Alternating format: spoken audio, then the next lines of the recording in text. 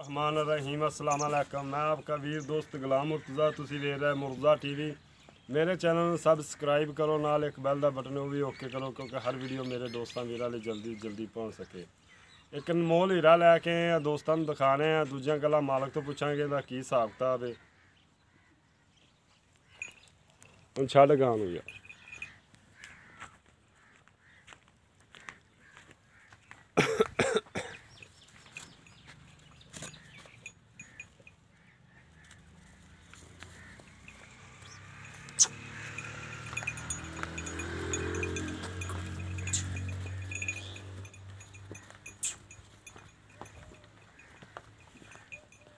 मत्था टोक मत्था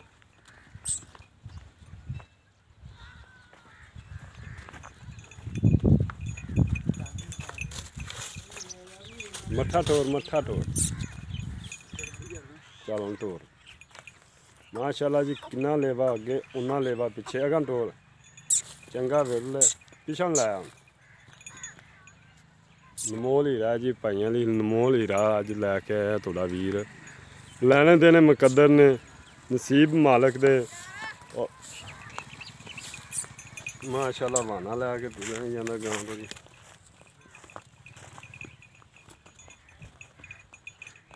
चल लम्मी तो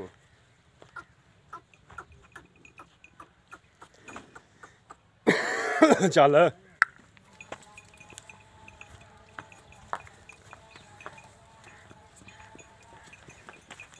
क्या बांध दे।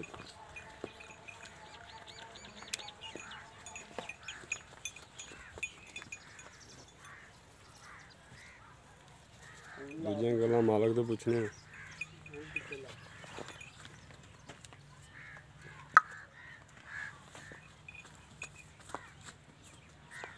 चल आ मजरूरा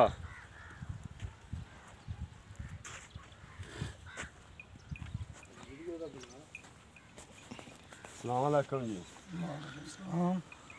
पूरन करो जी भाई। अच्छा सर जी अपना इलाका दसो किहड़ा?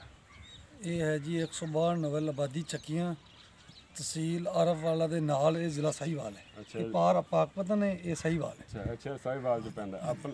अपना फोन नंबर दसो। 0312 61 83 055 दोबारा फिर दस। 0312 61 83 055। अच्छा ये गां दसो भी ये किहड़ी नस्ल दी? ये फ्रीजियन है। फ्रीजन क्रॉस है कि प्योर फ्रीजन? नहीं, ये क्रॉस है, फ्रीजियन क्रॉस है। अच्छा फ्रीजन क्रॉस है। किनमें सूबे? ये दूसरा सूबा है। अच्छा पहला सूबे का कोई रिकॉर्ड रिकूड? ये बच्चे ने छड़ के 28 लीटर दूध दिंदी है। बच्चे में छड़ दे 28 लीटर। अगर कोई दोस्त अपन बयाना कर देंदा है बिया मकसद लाख रुपया बयाना ला लो या 50,000 रुपया बयाना दे दो, सानू 10 दिनों बाद कितना दूध चवा सकते या 5 दिनों बाद 4 दिनों बाद?